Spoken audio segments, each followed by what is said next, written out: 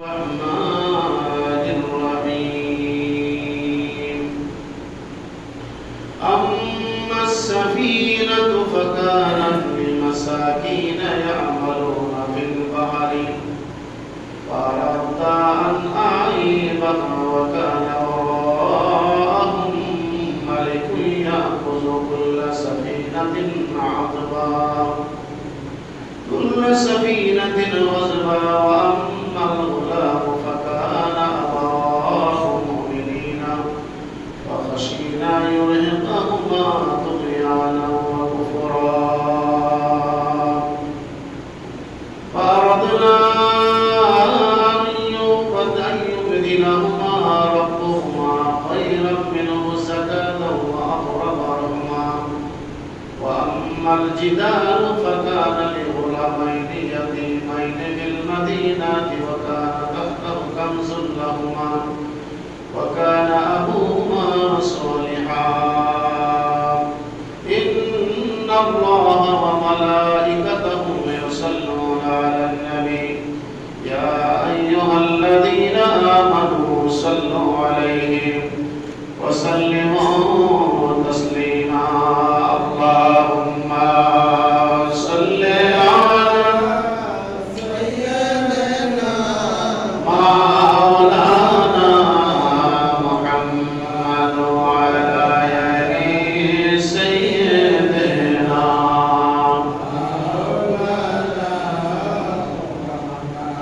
আদম যখন মাটিও পানি মোর নবী খোদার রাসূল যার উপর পড়েন দরুদ আল্লাহ ফেরেশতাগণ আল্লাহুম্মা সাল্লি আলা সাইয়্যিদিনা মাওলানা মুহাম্মদ سيدنا مولانا আপনার নামে দোহাই দিয়া নাজাত পাইলেন আদম হাওয়া কবুল করলেন তাদের দোয়া মুহাম্মদ ইয়া রাসূলুল্লাহ আল্লাহুম্মা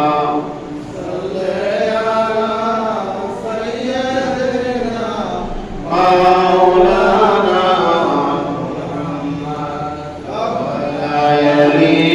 سيدنا مولانا محمد لا إله إلا الله لا إله إلا الله لا إله إلا الله لا إله إلا الله محمد رسول الله صلى الله عليه وسلم بلغ العلا بكماله كشف الدجى بجماله أسرت جميع خصاله صلوا عليه وآله সকলে বলি আলহামদুলিল্লাহ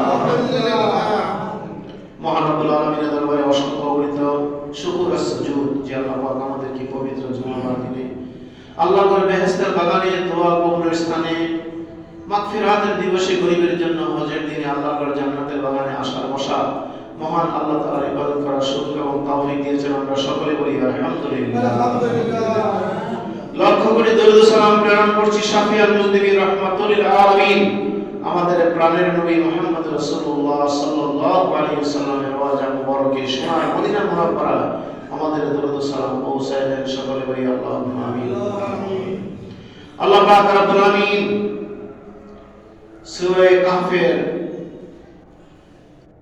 79 নম্বর আয়াতে কারিমা শরীফ থেকে শেষের দিকে যা কিছু আলোচনা করেছেন আল্লাহ তাআলা আমরা গত জুমায় তার অনেকটা আলোচনা করেছি এই সূরার অনেক মূল্যবান ঘটনা রয়েছে 3টি আয়াতের একটি ঘটনা রয়েছে 10 আয়াতের একটি মর্তবা রয়েছে এবং সূরা কাহাফ যারা জুমার দিন পড়বে, আল্লাহ পাক রব্বুল আলামিন তাকে দাজ্জালের ফিতনা থেকে উদ্ধার করবে, বলে সুবহানাল্লাহ।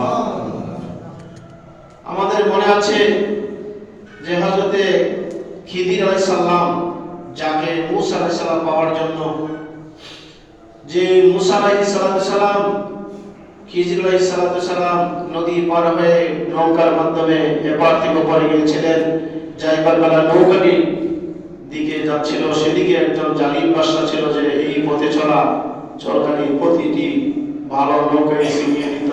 আমি তাকে ত্রুটি মুক্ত করে দিয়েছি যাতে বাদশা নৌকাটি ভাঙ্গা থেকে তার ছিনিয়ে না নেয়। কোন কোন রিওয়ায়াতে আছে সেই বিপদ সংকট স্থানটি পেরিয়ে যাওয়ার পর খিজির আলাইহিস সালাম সেই নৌকাটি নিজের হাতে ঠিক করে দিয়েছেন, বলুন সুবহানাল্লাহ। বর্ণিত আছে আল্লাহ পাক নিহত ছেলেটির পরিবর্তে তার পিতামাতাকে একটি কন্যা সন্তান দান করেন, পরবর্তীতে যার বংশে কয়েকজন পয়গম্বর জন্মগ্রহণ করেছেন, বলুন সুবহানাল্লাহ। قال هذا فراق بيني وبينك سأنبئك بتأويل ما لم تستطع عليه صبرا। তখন কি করেছিলেন? বলেছিলেন যে সেখানে তারা হাযা ফিরাকু বাইনি, মুসা আলাইহিস সালাম সঙ্গী বলল, এখানে আমাদের সম্পর্ক ছেদ হলো, আর সেই বিষয়ে তুমি ধৈর্য ধারণ করতে পারোনি, আমি তার তাৎপর্য ব্যাখ্যা করেছি। নৌকাটির ব্যাপারে এই ছিল কতিপয় গরিবের, ওরা সমুদ্রে জীবিকা অন্বেষণ করত। চাইলাম নৌকাটিকে ত্রুটিমুক্ত করতে, কারণ ওদের সম্মুখে ছিল এক জালিম রাজা। জোরে বলো নাউজুবিল্লাহ। أما السفينة فكانت لمساكين يعملون في البحر وأردت أن أعيبها وكان وراءهم ملك يأخذ كل سفينة غصبا। এই ছিল প্রতিভয় গরিবের, ওরা সমুদ্রে জীবিকা অন্বেষণ করত, মাছ ধরত, নৌকা দিয়ে মানুষ পারাপার করত, কিছু মানা বিনিময় করত। চাইলাম নৌকাটিকে ত্রুটিমুক্ত করতে, কারণ ওদের সম্মুখে ছিল এক রাজা, সে বল প্রয়োগে ভালো নৌকাকে ছিনিয়ে নিত, বলেন নাউজুবিল্লাহ।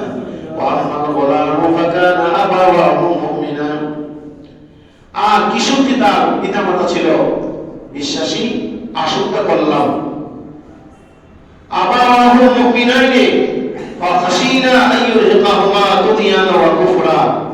আমি আশঙ্কা করলাম যে সে অবাধ্যতা ও অবিশ্বাস দ্বারা ওদের বিব্রত করবে, তার মাতা পিতাকে বিপদের মধ্যে ফেলাবে।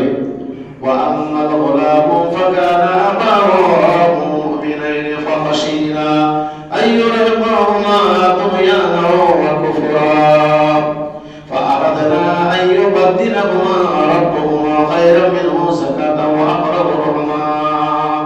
আর চাইলাম যে ওদের রব এক কন্যা সন্তান দান করবেন, সে হবে পবিত্রতা ও ভক্তি ভালোবাসার ঘনিষ্ঠতর।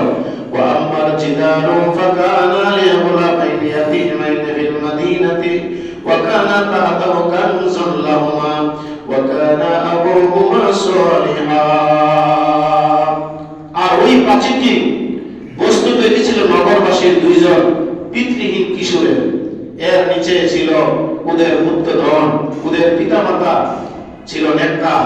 তাই তোমার রব দয়া পরবশ হয়ে ইচ্ছা করলেন যে ওরা বয়সপ্রাপ্ত হয়ে এবং ওরা ওদের ধনভাণ্ডার উদ্ধার করতে পারবে, বলেন না সুবহানাল্লাহ। এই বিষয়ে আমরা গত জুমায় বিস্তারিত আলোচনা করেছিলাম, আলহামদুলিল্লাহ সবাই। ওয়াকানা আবুহুমা সালিহা, আর তাদের পিতা এবং মাতা দুইজন ছিল নেককার। ফাআরাদা রাব্বুকা আইয়াবলুগা আশাদ্দাহুমা ওয়াস্তাখরিজা কানজাহুমা। আর তাদের পিতামাতা যে নেককার ছিল, আমি ইচ্ছা করলাম যে তাদের রব আল্লাহ তাআলা আমাদেরকে এই পর্যন্ত পৌঁছেছেন, আর এই কাজটি ছিল আমাদের জন্য কঠিন কাজ, বলেন না সুবহানাল্লাহ। রাহমাতাম মিন রাব্বিকা ওয়া মা ফাআলতু আন আমরি। ওরা বয়ঃপ্রাপ্ত হলে ওরা ওদের ধনভাণ্ডার উদ্ধার করবে, আর আমি নিজ হাতে কিছু করিনি, এটি তুমি যে বিষয়ে ধৈর্য ধারণ করতে অপারগ হয়েছিলে তার ব্যাখ্যা। জোরে জোরে বলুন সুবহানাল্লাহ। যালিকা তাবিলুহু মা লাম ইয়াস্তাতি আলাইহি সাবরা। হে মুসা, যে বিষয়ে তুমি ধৈর্য ধারণ করতে পারো নাই, এটাই হলো তার চূড়ান্ত ব্যাখ্যা, তার বর্ণনা। ওয়াসআলুনাকা আন যিল কারনাইনি কুল সাআতলু আলাইকুম মিনহু যিকরা। ওরা তোমাকে জিজ্ঞাসা করে যুলকারনাইন সম্বন্ধে, বলো আমি তোমাদের নিকট তার বিষয় বর্ণনা করব। আওয়াজ দিয়ে বলি সুবহানাল্লাহ। ইন্না মাক্কান্না লাহু ফিল আরদি ওয়া আতাইনাহু মিন কুল্লি শাইইন সাবাবা। আমি তাকে পৃথিবীতে কর্তৃত্ব দিয়েছিলাম, প্রত্যেক বিষয়ে পথ নির্দেশন করেছিলাম, তাই সে এক পথ ধরলো। ফাআতবাহা সাবাবা। চলতে চলতে সে যখন সূর্যাস্ত স্থলে পৌঁছলো, হাত্তা ইযা বালাগা মাগরিবা শামসি ওয়াজাদাহা তাগরুবু ফি আইনিন হামিয়াতিন ওয়া ওয়াজাদা ইনদাহা কাওমা। চলতে চলতে সে যখন সূর্যাস্তরে পৌঁছলো, তখন সে সূর্যকে এক পঙ্কিল জলাশয়ে ডুবতে দেখলো, আর সেখানে এক জাতিকে দেখতে পেল। আর বলনা ইয়া যাল কারনাইনি ইম্মা আন তুআদিবা ওয়া ইম্মা আও তাত্তাখিযা ফীহিম হুসনা। আমি বললাম, হে যুলকারনাইন, তুমি এদের শাস্তি দিতে পারো অথবা সৎ ব্যবহার করতে পারো। ক্বালা আম্মা মা যালামা ফাসাওফা নুআযিবুহু থুম্মা ইউরাদ্দু ইলা রাব্বিহি ফায়ুআযিবুহু আযাবান নুকরা। সে বলল যে অত্যাচারী আমি তাকে শাস্তি দেব, পরে সে তার রবের নিকট ফিরবে, তখন তিনি তাকে কঠিন শাস্তি দেবেন। ওয়া আম্মা মান আমানা ওয়া আমিলা সালিহান ফালাহু জাযাআউল হুসনা। তবে যে বিশ্বাস করে সৎকর্ম করে তার জন্য প্রতিদান স্বরূপ আছে কল্যাণ। তার প্রতি ব্যবহারে আমি নম্র কথা বলবো। জোরে বলুন সুবহানাল্লাহ। ওয়া সানাকুলু লাহু মিন আমরিনা ইসরা। সহজ সহজ কথা বলবো। তুম্মা আতবা সাবাবা। এরপরে সে এক পথ ধরল। হাত্তা ইযা বালাগা মাগরিবা শামসি ওয়াজাদাহা তাতু আলা কওমিন লাম নাজআল লাহুম মিন দুনিয়া সিতরা। চলতে চলতে যখন সূর্যাস্তলে পৌঁছলো, তখন তা এমন এক জাতির উপর উদয় হচ্ছে যাদের সূর্য তাপ হতে বাঁচার কোনো উপায় রাখেনি। কাযালিকা ওয়া ক্বাদ আহাতনা বিমা লাদাইহি খবরা। প্রকৃত ঘটনা ওই বৃত্তান্ত আমি সম্যক অবগত আছি। থুম্মা আতবাহা সাবাবা। আবার সেই পথ ধরে আবার চলল। হাত্তা ইযা বালাগা বাইনা সাদদাইনি ওয়াজাদা মিন দুনিহিমা কওমান লা ইয়াকাদুনা ইয়াফকাহুনা কাওলা। চলতে চলতে সে যখন পর্বত প্রাচীরের মধ্যবর্তী স্থানে পৌঁছলো, তখন সে সেখানে এক জাতিকে পেল যারা তার কথা একেবারে বুঝতে পারছিল না। আওয়াজ দিয়ে বলেন সুবহানাল্লাহ। ক্বালু ইয়া যাল কারনাইনি ইন্না ইয়াজুজা ওয়া মাজুজা মুফসিদুনা ফিল আরদি ফাহাল নাজআলু লাকা খারজা। অর্থাৎ ওরা বলল, হে যুলকারনাইন, ইয়াজুজ এবং মাজুজ পৃথিবীতে অশান্তি সৃষ্টি করবে। আওয়াজ দিয়ে বলেন নাউযুবিল্লাহ। ইয়াজুজ মাজুজ একদল প্রাণী, এরা নূহ নবীর বংশধর। এরা সাগরের পানি, গাছ গাছালি যা কিছু আছে সবকে বিনাশ করে। সুবহানাল্লাহ সবাই। বাদশা যুলকারনাইন একটা প্রাচীর নির্মাণ করলো পৃথিবীর পূর্ব থেকে পশ্চিমে, মনে করে পশ্চিম প্রান্তে, সাগরের মাঝখানে। এই ইয়াজুজ মাজুজ দাওয়াতুল আরব, এরা কি করবে? তাদের জিহ্বা দিয়ে চাপতে চাপতে এই প্রাচীর দেওয়ালকে এই পার থেকে ওই পারে খেয়ে একবারে শেষ করে ফেলবে। আল্লাহু আকবার। শেষ করার পরে তাদের সামনে দেখবে যে পাতলা কাগজের মতো একটা তার দেখা যায়। এরা বলবে, আগামী দিন আইসা এই প্রাচীরটা যে একটু বাকি আছে এটা আমরা শেষ করলাম। আল্লাহ পাকের কুদরতে আল্লাহ পাক আবার সেই প্রাচীর আবার আগের পরের দিন গিয়ে দেখবে যে আবার একটা প্রাচীর দেওয়াল নির্মাণ হয়ে গেছে। বলেন সুবহানাল্লাহ।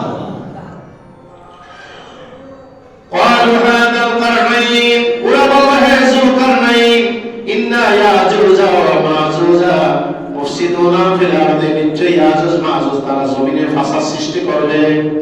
ফাহাল নাজআলু লাকা খারজা আলা আন তাজআলা বাইনানা ওয়া বাইনাহুম সাদ্দা।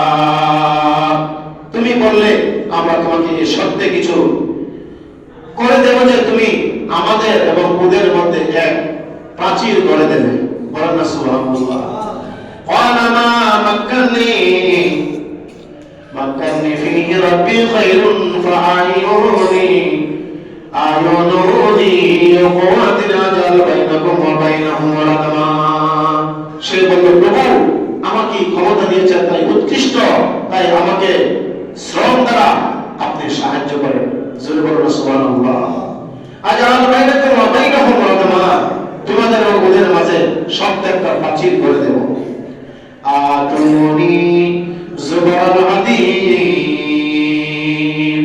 তোমরা এর দাও লোহার পাত। জোরে বলুন সুবহানাল্লাহ। কি দিয়া? লোহার পাত দিয়া, লোহার পাত। এই প্রাচীরটা হলো লোহার পাত দ্বারা। حتى إذا سوى بين الصدفين قال انفخوا حتى إذا جعله نارا। পরে যখন উহা দুই পর্বতের মাঝে সমান করা হলো তখন সে বলল, উহাতে তোমরা ফুঁক দিতে থাকো। আর তার উত্তপ্ত হলে সে বলল, তোমরা গলিত তামা আনো, আমি তা ওর উপর ঢেলে দেব। জোরে বলুন সুবহানাল্লাহ। قال أتوني أفرغ عليه قطرا। আর তারা ওকে অতিক্রম করতে পারলো না এবং ভেদ করতে পারলো না। ফামাস্তাতাউ আইয়াযহারাহু ওয়ামাস্তাতাউ লাহু নাকাবা। আর সে কি করতে পারলো না? এটাকে অতিক্রম করতে পারে নাই, ভেদ করতে পারে নাই। এটা আগের মতো আছে এবং থাকবে। জোরে জোরে বলুন সুবহানাল্লাহ। ক্বালা হাযা রাহমাতুম মির রাব্বি, এটা হচ্ছে আল্লাহর পক্ষ থেকে একটা দোয়া। ফাইদা জাআ ওয়াদু রাব্বি জাআলাহু দাক্কা ওয়া কানা ওয়াদু রাব্বি হাক্কা। সে বলল, আমার এই রবের অনুগ্রহ, যখন আমার রবের ওয়াদা পূর্ণ হবে তখন তিনি ওকে চূর্ণ বিচূর্ণ করে দেবেন। আওয়াজ দিয়ে বলি সুবহানাল্লাহ। আল্লাহ ইচ্ছা করলে সব ভেঙে চূর্ণ করতে পারবে। ওয়াতারাকনা বাদাহুম ইয়াওমাইযি ইয়ামুজু বিবাদিন নুফিকা ফিস সূর। ছেড়ে দেবে সেদিন আমি ওদের দলে দলে তরঙ্গাকার ছাড়বো, আর সিংহার ফুৎকার বলে ওদের সকলকে একত্রিত করব। আওয়াজ দিয়ে বলুন আল্লাহু আকবার। ونفخ في الصور فجمعناهم جمعا وعرضنا جهنم يومئذ للكافرين عرضا। ইসরাঈল আলাইহিস সালাম যখন সিংহার ফু দিবে সব ধ্বংস হয়ে যাবে এবং সেদিন আমি জাহান্নামকে প্রত্যক্ষভাবে উপস্থিত করব কাফেরদের জন্য। আওয়াজ দিয়ে বলেন নাউযুবিল্লাহ। কাফেররা কি দেখবে? জাহান্নাম থাকবে, তাদের স্থান কোন জায়গায় হবে সব চোখে তারা অবলোকন করবে। الذين كانت أعينهم في غطاء عن ذكري وكانوا لا يستطيعون سماعا। তাদের চক্ষু আমার নির্দেশনের প্রতি তারা অন্ধ ছিল, যারা শুনতে ছিল তারা অবরোধ হয়েছিল, কিন্তু তারা শুনতে পারে নাই। আফাহাসিবাল্লাযীনা কাফারু আইয়াত্তাখিযু ইবাদী মিন দুনি আউলিয়া। কাফেররা কি মনে করে যে তারা আমার পরিবর্তে আমার দাসদের অভিভাবক রূপে গ্রহণ করবে?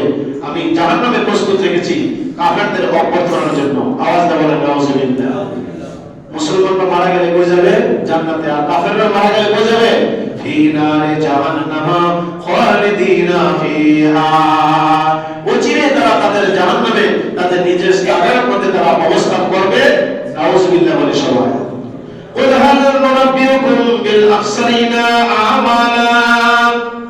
আর বলো, তোমরা তোমাদের তাদের সংবাদ দেবে কি যারা কর্মে বিশেষ ক্ষতিগ্রস্ত ছিল। আল্লাযীনা দাল্লা সাইয়ুহুম ফিল হায়াতিদ দুনিয়া ওয়া হুম ইয়াহসাবুনা আন্নাহুম ইহসিনুনা সুনা। ওরাই তারা পার্থিব জীবনে যাদের সকল প্রচেষ্টা পণ্ড হয়েছে, যদিও তারা এইভাবে যে তারা সৎকর্ম করেছে। আর উলাইকা আল্লাযীনা কাফারু বিআয়াতি রাব্বিহিম ওয়া লিকাইহি ফাহাবিতাত আমালুহুম ফালা নুকিমু লাহুম ইয়াওমাল কিয়ামাতি ওয়াজনা। ওরাই তারা যারা অস্বীকার করে ওদের রবের আয়াতের তাদের সাথে সাক্ষাতের বিষয়, ফলে ওদের কর্ম বিফল হয়ে যাবে। আওয়াজ দিয়ে বলেন নাউযুবিল্লাহ। ফাহাবিতাত আমালুহুম, তাদের আমল নষ্ট হবে। ফালা নুকিমু লাহুম ইয়াওমাল কিয়ামাতি ওয়াজনা। আর কিয়ামত দিবসে ওদের কোনো গুরুত্বই থাকবে না, আল্লাহর কাছে তাদের কোনো প্রাধান্যই থাকবে না। যালিকা জাযাউহুম জাহান্নাম বিমা কাফারু ওয়াত্তাখাযু আয়াতি ওয়া রুসুলি হুজুয়া। আর এরা কি করেছে? জাহান্নাম ওদের প্রতিফল, যেহেতু ওরা কুফরি করেছে, আমার নিদর্শনাবলী রাসূলগণকে তারা বিদ্রূপ করেছে। আওয়াজ দিয়ে বলেন নাউযুবিল্লাহ। যুগে যুগে কাফের বেঈমানেরা আল্লাহ নবীদের সাথে দুশমনি করেছে, কসই করছে না, আমাদের নবীর সাথে করেছে। তায়েফের ময়দানে যখন গেলেন তারা পাথর মারা শুরু করলো, অথচ অনেকে জানতো তিনি আখিরি নবী। জোরে বলুন সুবহানাল্লাহ। জেনে শুনো প্রস্তারাঘাত করার পরে রক্তে মোবারক বেয়ে বেয়ে যখন পড়তেন, আল্লাহ নবী তখন দোয়া করতেন, আল্লাহুম্মা হাদি কওমি ফাইন্নাহুম লা ইয়ালামুন। আল্লাহ তাআলা যারা জেনে আর না জেনে, বুঝে আর না বুঝে আমার প্রতি যারা প্রস্তারাঘাত করলো, তাই বলে তুমি এই তায়েফের ময়দানের মানুষগুলি নির্মম করো না, আর তাদেরকে তুমি গজব দিয়ে শেষ করো না, তাদেরকে তুমি হেদায়েতের দরজা নসিব করে দাও। যেরকম সুবহানাল্লাহ। নবীজি কি গজবের দোয়া করছে না রহমতের দোয়া করছে? রহমতের দোয়া করছে। আর আমরা কি করি? গজবের দোয়া বলি। আসলে গজব শব্দের অর্থ রাগ। মানুষ যখন কাউকে অভিসম্পাদ দেয়, বদদোয়া দেয়, তখন এই বদদোয়াটা দুনিয়ার জমিন থেকে আসমানে যায়। কই যায়? আসমানে যায়। আসমানে গেলে আসমানে ফেরেশতারা আল্লাহ আগে জিজ্ঞেস করে, প্রত্যেক আসমানের এমন 1 ইঞ্চি জায়গা বাকি নাই যে আল্লাহর একজন ফেরেশতা সেখানে নিয়োজিত নাই। বলেন সুবহানাল্লাহ। 1 ইঞ্চি জায়গা আকাশে কি নাই? বাকি নাই যে একজন ফেরেশতা নাই। এরপর আল্লাহ পাকের আরশ আজিমে কিছু ফেরেশতা আল্লাহ পাক বিশেষ ফেরেশতা আছে। জোরে বলেন সুবহানাল্লাহ। তো দুনিয়ার ফেরেশতারা আকাশে, আকাশের ফেরেশতারা কোথায়? বাইতুল মামুরে। বাইতুল মামুরে ফেরেশতারা সিদরাতুল মুনতাহা গাছের নিচে। সিদরাতুল মুনতাহা গাছের নিচে হযরত জিবরাইল আলাইহিস সালাম কোটি কোটি ফেরেশতা লইয়া মোতায়েন করেছেন। বলেন সুবহানাল্লাহ। জিবরাইল ফেরেশতার উপর যাইতে পারে নাই। এবার জিবরাইল আলাইহিস সালামের এখানে যে ফেরেশতা আছে, এই ফেরেশতারা আবার আল্লাহর আরশ আজিমের কাছে যারা আছেন, কয়েকজন ফেরেশতা আল্লাহর আরশ আজিমকে কাঁধে ভর করে নিয়েছে। সুবহানাল্লাহ। আল্লাহর আরশ আজিমটা ভর আছে, এই ফেরেশতারা দাঁড়ায় আছেন একটা গাভীর শিঙের উপরে। গাভীরা কত বড়? সুবহানাল্লাহ। এই গাভীরা দাঁড়ায় আছে, এই গাভীরা দাঁড়ায় আছে একটা মাছের পৃষ্ঠের উপরে। এই মাছটার লেজ হলো দুনিয়ার পূর্ব প্রান্তে, আর মাথা লাগছে গিয়ে আল্লাহর আরশ আজিম। সুবহানাল্লাহ। সুবহানাল্লাহ। আসতে বলনা, মাছটা কি ছোট না বড়? আচ্ছা, এই মাছটা দাঁড়ায় আছে একটা মশার উপরে। কিসের উপরে? মশা দিয়ে আমরা থাপ্পড় দিতে দেরি হয়, শেষ হয়ে যায়। লিমিটেড হায়াত দিয়ে সে দুনিয়াতে আসে। এরপর আপনার আমার কানে ডিস্টার্ব করে, রক্ত চুষে নেয়। রক্ত চুষে আর নেয় এই মশা মাছি আল্লাহ পাক রব্বুল আলামিনের প্রশংসা করে, সুবহানাল্লাহ ওয়ালহামদুলিল্লাহ লা ইলাহা ইল্লাল্লাহ, সুবহানাল্লাহ ওয়ালহামদুলিল্লাহ লা ইলাহা ইল্লাল্লাহ, সুবহানাল্লাহ ওয়ালহামদুলিল্লাহ লা ইলাহা ইল্লাল্লাহ,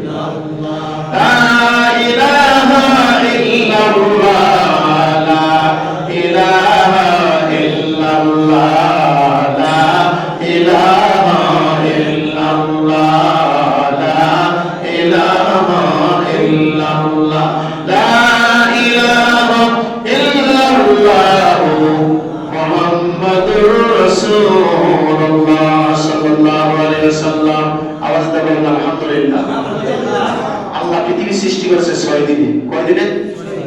মনে করে শনিবারে আরম্ভ করছে, আগামী রবিবার আসার আগে আল্লাহ পাক অপশন দিয়েছে। সুবহানাল্লাহ। সবাই অপশন দিয়েছে। আল্লাহ কি কি সৃষ্টি করেছেন? আমাদের হায়াত, মওত, জীবন, আমরা কোথায় বসবাস করব, কোন বাড়িতে থাকব, কোথায় জন্ম হবে, কোথায় বাসস্থান হবে, কোথায় আমরা চলাচল করব, এইগুলির ব্যবস্থা আল্লাহ দুনিয়া এবং দুনিয়ার যাবতীয় কিছু সৃষ্টি করা 50 মুফাসসির কেরাম বলেন 50,000 বছর আগে আল্লাহ পাক এইগুলি আগে নির্মাণ করেছে। সুবহানাল্লাহ। এবং এইগুলির ব্যবস্থাপক স্বয়ং কে? আরে সবাই ব্যবস্থাপক স্বয়ং কে? আল্লাহ। আমরা যদি রিজিকের তালাশ করি, আর রিজিক তালাশ করে যদি আমরা পাই, তাহলে আমরা খাবার খাই। এবার বলেন গরু, বাছুর, উট, বকরি, ভেড়া, দুম্বা, কীট পতঙ্গ, পশু পাখি, এদের কোনো নিজস্ব কোনো আম অথবা আয় অথবা উপার্জন নাই, কিন্তু এদের খাবারের ব্যবস্থা কে করছে? একটা কুকুর 7 দিন পর্যন্ত না খেয়ে থাকতে পারে। কয়দিন? একটা মাছ 6 মাস পর্যন্ত সে পানি যদি না পায়, এই মাছটা থাকতে পারে কিছু কাদা কিছু পানির মধ্যে। বলেন সুবহানাল্লাহ। আর যারা পাখিরা আছে, সকাল বেলায় ঘর থেকে পাখিরা যার যার বাসা থেকে পাখিরা বের হয়ে যায়, গাছের মধ্যে শীতকালে বিশেষ করে গাছের মধ্যে শিশির বিন্দু পানি পড়ে, অর্থাৎ আল্লাহ পাক আকাশ থেকে যে কুয়াশা দেয়, একটু একটু পানি পড়ে পানি খায়, রৌদ্র যখন আসে পানি আবার শুকিয়ে যায়। আল্লাহু আকবার বলো সবাই। পানি না খাইলেও খাবার তো পাইলো না, পাখিরা তাদের বাসা থেকে খালি পেটে বের হয়ে যায়। আর রবকে ডাকতে বলে, ও রব মালিক, তুমি তো আমাদের সৃষ্টিকর্তা, তুমি আমাদের খালে, আমরা হইছে তোমার মাখলুক, আমরা খালি পেটে ঘর থেকে বের হয়ে যাই, আমাদের খাবারের ব্যবস্থা কোনো আছে কিনা? আল্লাহ পাক তাদেরকে বলে, ও পাখিরা, তোমরা কেন আমার যত মাখলুকাত আছে, ওয়া মিন দাব্বাতিন ফিল আরদি ইল্লা আলাল্লাহি রিজকুহা, ওয়া মিন দাব্বাতিন ফিল আরদ, আল্লাহর জমিনে যত প্রাণী আছে, যত জীবজন্তু আছে, আল্লাহ পাক বলেন আমি সকলের রিজিকের, আহারের, বিহারের এবং তাদের বাসস্থানের ব্যবস্থা আমি আল্লাহ আগেই করেছি। সুবহানাল্লাহ। আমরা যেমন কাষ্ঠ দিয়া, কাঠ দিয়া, লোহা দিয়া, এসএস দিয়া, বিভিন্ন ধরনের জিনিস দিয়ে আমরা কি করি, ঘর বাড়ি তৈরি করি, দালান কোঠা করি, সিমেন্ট লাগে, কংক্রিট লাগে, পাথর লাগে, সিলেকশন করে বাড়ি লাগে, কত কিছু লাগে। পাখিরা বলে আমাদের লিমিটেড সময়, এই গাছে ওই গাছে যায়, এই বাসায় ওই বাসায় নাকি গাছ কেটে ফেললে আরেক গাছে ইয়া বাসা বাঁধতে হয়। আল্লাহ পাক বলেন তোমরা যেখানে থাকবা আমি আল্লাহ তাআলা তোমাদের জন্য রিজিকের ব্যবস্থা করে রেখে দিয়েছি। সুবহানাল্লাহ। এই যে দেখেন পাখিরা একটু একটু করে দাঁড়ানে খাবার নেয়, পোকামাকড় খায়, সকলে ভক্ষণ করে, আর রাতের বেলা মাথা নিচা করে আল্লাহ পাকের সিজদা দিয়া থাকে। সুবহানাল্লাহ। যত প্রাণী সব থেকে মাথা উপর দিকে না নিচের দিকে, উপর দিয়ে নিচের দিকে। এই জন্য হযরত লুকমান হাকিম ওনার সন্তানকে বলছে উপরে তাকাও না, জমিনের নিচের দিকে চাই তোমরা হাঁটো, তোমার চক্ষুকে নিম্নগামী করো, ডানে বামে তুমি তাকাও না, উপরে তাকাও না, উপরে আকাশ। বলুন আল্লাহু আকবার। উপরে তুমি ওই সময় তাকাইবা যে সময় তুমি আল্লাহ পাকের রহমতের আশা করো। সুবহানাল্লাহ। যখন আল্লাহ পাকের রহমতের আশা করবেন তখন কি করবেন? উপরের দিকে তাকাবেন। আমরা যখন বেকার হয়ে যাই, আমরা যখন হতাশা হয়ে যাই, তখন যেন আমরা আল্লাহর রহমতের আশা করি। কি করি? রহমতের আশা করি। তো দিনের বেলা কি আকাশের দিকে তাকানো যায় না? যায়। বলছে দিনের বেলা আকাশের দিকে তাকাইলে তুমি কি দেখবা? দেখবা আকাশে সূর্যের তাপের কারণে তাকাইতে পারবে না। আল্লাহ পাক রব্বুল আলামিন বলেন উদুনি আস্তাজিব লাকুম, ও বান্দা বান্দীরা আমারে তোমরা ডাকো, 5 ওয়াক্ত নামাজের সময় ডাকো, 5 ওয়াক্ত নামাজের পরেও ডাকো, তবে তোমরা গভীর রাতে উঠিয়া আমারে, আল্লাহ বলে একবার যদি ডাক দাও আমি আল্লাহ 70 বার সাড়া দিয়া ডাকবো। আল্লাহ পাককে আমরা ডাক দেই, ঠিক আছে। আর ডাকা শব্দের অর্থ হলো দোয়া করা। কি করা? দোয়া করা। দোয়া আমরা দায়ী হিসাবে আল্লাহকে ডাকি, আল্লাহকে বলি। কখন ডাকি? যখন আমরা বিপদে পড়ি তখন আমরা আল্লাহরে বড় বড় ডাক দিই। দেখি দেই না? সুখের সময় পহিলা ডাকি, দুঃখের সময় তোমায় ডাকি, সুখের সময় পহিলা ডাকি, সুখের সময় তোমায় ডাকি, তুমি না করিলে পারো, তুমি না করিলে পারো, কেমনে হব পারো আল্লাহ, করো আল্লাহ আসায় তোমার মনে। জোরে বলো আল্লাহু আকবার। কথা সত্য না মিথ্যা? যারা দুঃখের মধ্যে থাকে তখন আল্লাহর ডাকে, সুখের মধ্যে থাকলে আল্লাহকে ভুলিয়া যায়। এজন্য মদিনা শরীফে এখন আছে আমার নবীজি যে বিছানা ঘুমাইতেন, এমন একটা চৌকির মধ্যে, খাটের মধ্যে থাকতো, খাটটা ছিল ভাঙ্গা, ভাঙ্গা খাটের মধ্যে নবীজি শুইতেন। রাতের বেলা বিছানার নিচে আমাদের মতো তোষক জাজিম দিতেন না, মাথার নিচে ইট দিতেন, শক্ত জিনিস দিতেন, যাতে আরামের সাথে ঘুমটা যেন না হয়। বান্দা খাটে ঘুমাইতেন, কেননা বান্দা খাটে ঘুমাইলে ঘুম নষ্ট হয়ে যাবে। যেরকম আল্লাহু আকবার। আল্লাহ ডাকে যে আইয়ুহাল মুযাম্মিল কুমিল লাইলি ইল্লা কালিলান নিসফা আও বিলকুস মিনহু কালিলা। যেরকম সুবহানাল্লাহ। ও নবী আপনি শেষ রাতে চাদর আবৃত করে ডাইকে আপনি ঘুমিয়ে থাকেন না, রাতে আপনি উঠিয়া যান।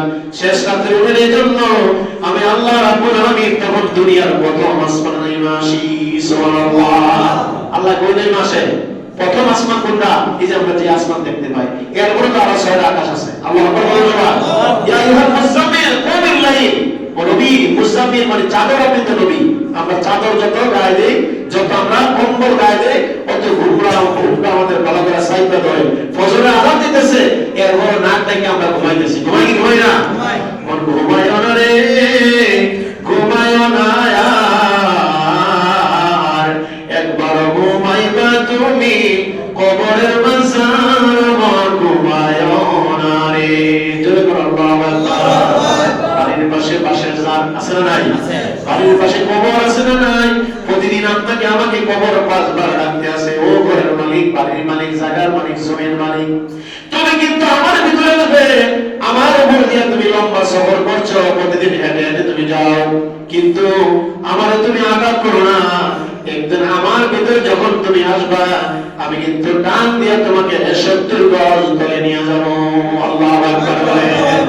কবর ডাকে, কবর বলে আমি একা ঘর, আমি সব বিচ্ছুর ঘর, আমি অন্ধকার কবর, কেউ তোমার সঙ্গে থাকবে না, তুমি থাকবা। এজন্য আমার নামাজ, আমার রোজা, আমার হজ, আমার যাকাত, আমার সবকিছু আমার জন্য। কার জন্য? আমি আমার নিজের জন্য করতেছি। লিল্লাহি রাব্বিল আলামিন। জয় বলো সুবহানাল্লাহ।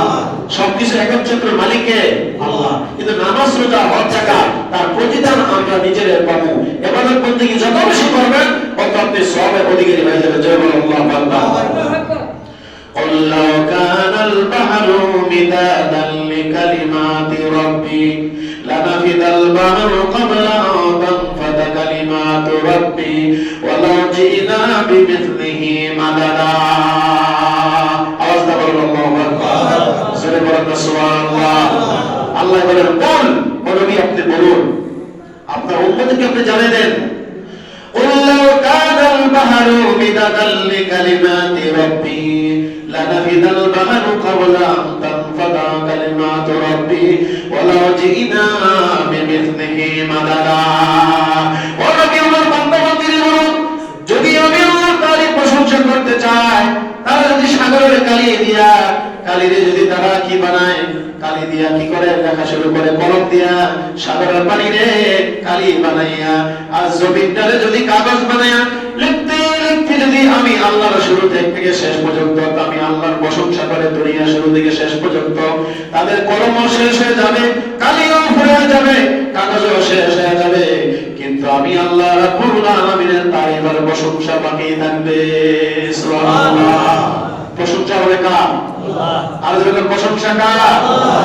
কয়জন লোকে খাওয়া দাওয়া করার পরে আলহামদুলিল্লাহ বলে? কয়জন লোকে খাওয়ার আগে বিসমিল্লাহ বলে? খাবারের যখন আমাদের ইন্তজাম শুরু হয়ে যায়, শুধু আমরা খাবারে খাই, কিন্তু খাবার আগে বিসমিল্লাহি আলা বারাকাতিল্লাহ। সবাই বলো না বিসমিল্লাহি আলা বারাকাতিল্লাহ। আলহামদুলিল্লাহ না? এই দোয়া নবীজি করেছেন। কে করেছেন? কেন করেছেন? এই দোয়া করলে অল্প খাবারের ভিতরে তার তৃপ্তি হয়ে যাবে। আর বিসমিল্লাহ না বলে নানানের মতন যদি সে অনেক কিছু খায়, এত খাওয়ার পরে বলবো আজকে খাবার আমার শুরু হয়েছে, নাউজুবিল্লাহ বলে কি হয়েছে? শুরু হয়েছে। খাবারটা খাওয়ার আরো ইচ্ছা আমার ছিল, কিন্তু সে আল্লাহ তারই প্রশংসা করে না। যে সে যদি খাওয়ার আগে বলতো বিসমিল্লাহি আলা বারাকাতিল্লাহ, তাহলে তার খাবারের মধ্যে আল্লাহর বরকত সৃষ্টি হতো। জোরে বলুন সুবহানাল্লাহ। খাবারের শেষে বলতে হবে আলহামদুলিল্লাহ। কি বলতে হবে?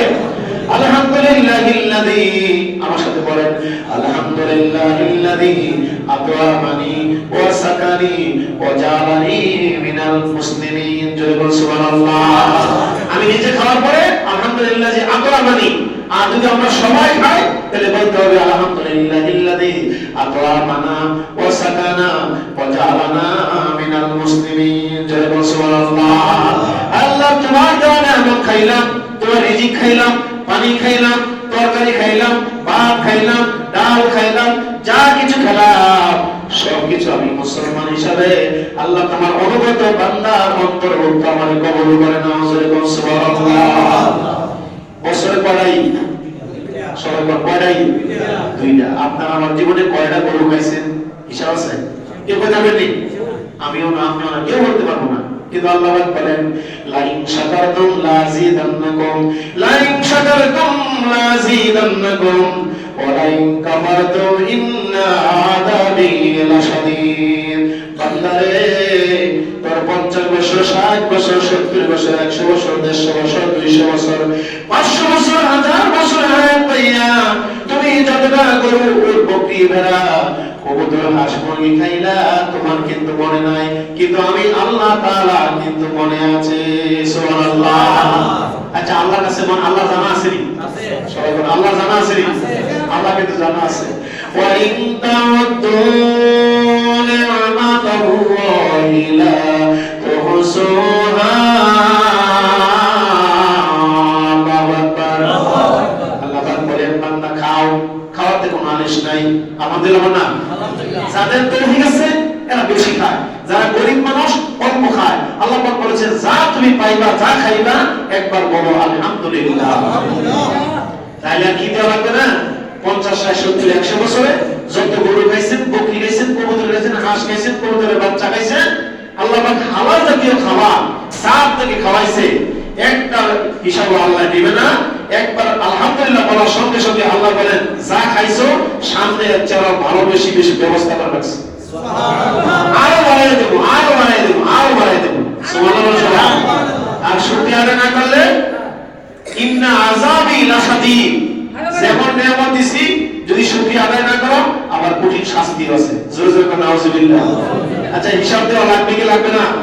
লাগবে। ওই দিনকে ভয় করার জন্য আল্লাহ বলছেন মালিকি ইয়াউমিদ্দিন, তোমরা সেই দিনের কথা স্মরণ করো যেই দিন হবে লম্বা, দুনিয়ার 1000 বছর, আখিরাতের একদিন। সুবহানাল্লাহ। বলেন না, দুনিয়ার 5000 বছর, 1000 বছর, আখিরাতের কয় দিন? একদিন। আল্লাহ বলবে বান্দা দুনিয়াতে কষ্ট করছো, আমার আল্লাহ বলে ডাকছো, কারা কারা আমার দেখতে চাও? তো আশেপাশীরা যারা আল্লাহ ডাকছে এরকম আল্লাহ দেখতাম চাই, যারা বেদিন, ইহুদি, নাসারা, খ্রিস্টান, বৌদ্ধ, চাকমা, বিভিন্ন জাতি আছে এরকম আল্লাহ দেখতাম। আল্লাহ বলবে আজকে তোমাদের একটা টেস্ট করা হবে, দুনিয়াতে কারা কারা আমার ইবাদত করছো। মুসলমান বলবে আল্লাহ আমরা তো মুসলমান, তোমার ইবাদত করছি, পাঁচ ওয়াক্ত নামাজ পড়ছি, তাহাজ্জুদ করছি, আওয়ামির ইরশাদ, সালাতুল দুআ, সালাতুল খাউফ, সালাতুল হাজাত, বলেন না সুবহানাল্লাহ। সব নামাজ পড়ছি, আমরা নামাজ পড়ি। আল্লাহ বলবে ঠিক আছে নামাজ পড়ে দেখাও। তো মুসলমান ইমানদার আল্লাহ নেককার বান্দা বান্দিরে বলা মাত্র যেভাবে পুরুষেরা কানের লতি পর্যন্ত হাত উঠাইয়া তার হাত নাভির নিচে ছেড়ে দেয়, অর্থাৎ হাত যতটুকু যায় হাত বাঁধে, হাত বাঁধার পরে রুকুতে সেজদা যায়, আল্লাহর নেককার বান্দারা হাশরের ময়দানে আল্লাহর সামনে রুকু এবং সেজদা দিতে তারা সক্ষম হবে। জোরে বলুন সুবহানাল্লাহ। আপনারা দেখছেন কিনা জানেন না, আমি দেখছি আমার ছাত্র জীবনে এক লোক বেচারা নামাজ পড়তো না। একদিন আইছে, আমি তখন বাগড়া মাদ্রাসায় পড়ি, হুজুরের দাওয়াত দিতেছে, 40 জন হুজুরের দরকার। তো এই বেচারা কিন্তু নামাজ পড়ে, হুজুরের কইছে আপনার দাওয়াত খাম, আজকে জোহরের নামাজ আমরা লোকে পড়ে যাওয়া হলো। এইবার একটা শাস্তি নামাজে কিভাবে রুকু দেয়, কিভাবে সেজদা দেয়, কিভাবে দাঁড়াতে দেওয়া, কিভাবে খাড়াতে হয়, এটা কিন্তু বুঝে না। ওই তিনটা লোকেরা বলছিল ভারতের কয়েক বাঙালি ইয়া সাচ্চা মুসলমান আপনার কি আগারাতে টিপ দেয় সে সবাই নয়। আলহামদুলিল্লাহ সবাই আগারে বুঝে ইমাম সাহেব যে আল্লাহু আকবার কয় তেরা একজন আছেন কয় সব টিপ তার আগারাতে আছে। আল্লাহু আকবার বলো সবাই। এইটা কানে বল করব, নামাজে নিয়ত করতে ইমাম সাহেব গেল না, ইমাম সাহেব নামাজ পড়বো, ইমাম সাহেব নামাজে নিয়ত করছে, নামাজ পড়তে আছে, আমরা সবাই নামাজ পড়ি। এবার আমি করছি কি রুকু থেকে খাড়া হইয়া ডাইরেক্ট ধূপ পড়ে আপনার উপস্থিত হয়ে গেছে। আল্লাহু আকবার জানেন বলা, এবারে কইরা গড়াগড়ি করতেছে, আরেকবার ধইরা এবারে নামাজ শেষ, এবারে শেষ। এবারে যে নামাজ কিভাবে রুকু থেকে সেজদা যাইবো এইটুকু বোঝা না। তাহলে বোঝা গেল নামাজ পড়ার প্র্যাকটিস ওনার জীবনে, আরে বলা নামাজ পড়ার প্র্যাকটিস জীবনে নাই। নামাজ একটা এক্সারসাইজ। যারা 5 ওয়াক্ত নামাজ পড়ে আল্লাহ পাক মাথা থেকে পা পর্যন্ত মানবের দেহের মধ্যে রোগ বিমার আল্লাহ তাআলা ভালো করে দেয়। সুবহানাল্লাহ। ডায়াবেটিস ভালো করে দেয়, হার্টের রোগ ভালো করে, যাদের হার্ট রোগ, হৃদরোগ যাদের সমস্যা, এটা মূল কারণ হলো বেশি বেশি গুনাহের কাজ করা, নামাজ না পড়া। যে ব্যক্তি 5 ওয়াক্ত নামাজ পড়বে, 5 বার ওযু করবে, 5 ওয়াক্ত ওযু করার কারণে, নামাজ পড়ার কারণে আল্লাহ পাক তাআলা আমাদের সমস্ত গুনাহগুলি মাফ করে দেয়। সুবহানাল্লাহ। এজন্য নামাজি ব্যক্তি দেখবেন যারা নামাজ 5 ওয়াক্ত পড়ে আযানটা হইলে নামাজে চলে যায়, এরকম আছে না নাই? আছে। আপনি বাড়িতে নামাজ পড়েন, বুখারী শরীফে আছে আপনার ঘরের ভিতরে গিয়ে নফল নামাজ পড়েন, সুন্নাত পড়েন, কারণ এই ঘরটাকে উজাড় খালি রাখবেন না। আমি জানি না আপনারা কে ঘরে বা বাড়িতে এই মসজিদে আসার আগে নামাজ পড়েন কি পড়েন না। বাড়ি থেকে কোথাও রওনা করলে 2 রাকাত সালাতুল কাজিয়াল হাজাত। আমার বয়স যখন 6-7 বছর আমি মাদ্রাসা পড়ি, তখন থেকে আমার এক উস্তাদের পরিবার আমাকে শিক্ষা দিয়েছে, তখন থেকে আমি সালাতুল কাজিয়া হাসাত নামাজ আদায় করি। চলুন আলহামদুলিল্লাহ। আল্লাহ পাক বলেছেন, ইয়া আইয়ুহাল্লাযিনা আমানু লিমা তাকুলুনা মা লা তাফআলুন, তোমরা মানুষের কাছে এমন ওসিয়ত নসিহত উপদেশ দিও না যা তুমি নিজে করো না। আমি 7 বছর থেকে ওই নামাজ পড়ি, আলহামদুলিল্লাহ বলেন না, বুঝি কিনা তখন প্রাইমারি স্কুল শেষ করে প্রাইমারি স্কুল মনে করে পড়ি, এমন তো অবস্থায় মাদ্রাসায় ভোর ভাবে পড়ি এরকম মনে করেন। তো এরকম বাচ্চা কাচ্চা যদি থেকে শুরু করে এখনকার ছেলেমেয়েরা তো এরকমই হওয়ার কথা। কারণ আপনি নামাজ যখন শিখাইবেন, আমাদের এই বাচ্চারা তার এই 6-7 বছর 8 বছর 10 বছর থেকে এই প্রশিক্ষণ যদি পায়, তাহলে যত বুড়ো হইব তত বেশি আমাদের গতি করবো। আচ্ছা, কোন করতো না করবো। আমরা কোরআন শরীফ নিজেও শিখি না, ছেলে মেয়েদের শিখাই না। আমরা নিজেরা কোরআন শরীফ যেন পড়ি, ছেলে মেয়েদেরকে যেন কোরআন শিক্ষা দেই। ছেলে মেয়েরা যারা কোরআন শিক্ষা করতে পারে তাদের কাছ থেকে বলবেন, তুমি সূরা ফিলটা বলো, তুমি আলহামদুলিল্লাহ সূরা বলো, তুমি কোন সূরা বলো, তুমি সূরা নাসর বলো। একটা একটা সূরা জিজ্ঞাসা করবে, একটা একটা মাসালা জিজ্ঞাসা করবে। নাতিরে বলবে, নাতি তুমি বলো ওযুতে কয় ফরজ, গোসলে কয় ফরজ, তাই বলবে কয় ফরজ, কিভাবে ওযু করতে হয়, কিভাবে গোসল করতে হয়, কিভাবে কুলি করতে হয়, কিভাবে নাকে পানি দিতে হয়, কিভাবে মাথা মাসে করতে হয়। এইভাবে এই একটা দুইটা তিনটা চারটা বলতে বলতে বলতে বলতে যখন আপনি মাসলা মাসালগুলি তাকে শিক্ষা দিবেন, পাশাপাশি দেখবেন আপনার জীবনে অনেক শিক্ষা হয়ে যাবে। সুবহানাল্লাহ। আর জোরে বলতে সুবহানাল্লাহ। আমরা অনেকে মনে করি এই কোরআন শুধু আইছে হুজুরের লাগি, আর যত দাওয়াত আছে হুজুরের লাগি। দাওয়াত কি আমরা খাই, আপনারা খান না? খান। আপনারা বেনিফিট দেওয়ার লাগে, আর আমরা উল্টা বেনিফিট দিয়ে দেয়। আলহামদুলিল্লাহ বলেন না? এক হুজুর বলেছিল, হুজুর শিখছ? কোন হুজুর শিখছি না। দাওয়াত খাই, হাদিয়া বসুর করে না দিলে হুজুর হয়ে যান, ফকরে দিয়া দেয়। তো এরা হুজুরের মর্তবা না, এটার মর্তবা হলো আল্লাহর কোরআন। সুবহানাল্লাহ। এটার মর্তবা কার কোরআন? আল্লাহর কোরআন। আল্লাহর কোরআন যার সিনার ভিতরে আছে, আল্লাহ পাক তার মর্যাদা এবং মর্তবা বানায় দেয়। সকলে বলেন আমিন।